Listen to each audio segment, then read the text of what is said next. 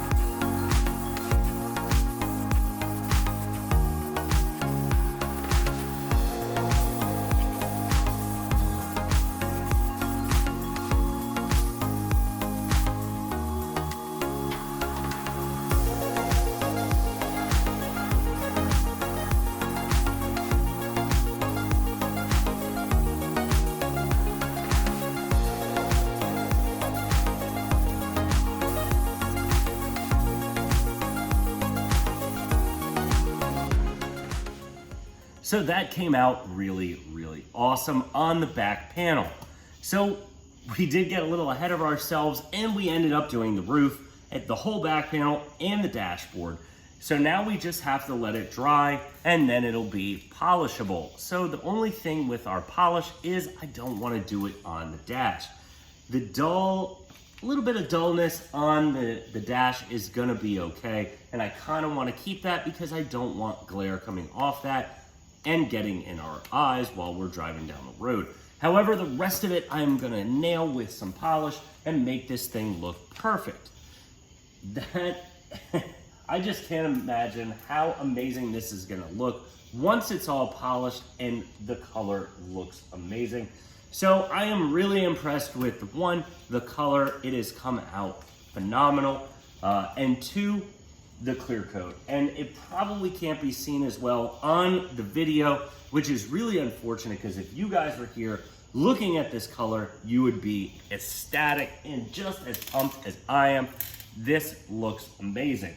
But we have run out of time for today, and we'll see you guys next Saturday. Make sure you guys comment, make sure you guys like the video, and make sure, all above all, you guys are subscribed. Make sure to share it to your friends. But again, we'll see you guys next Saturday.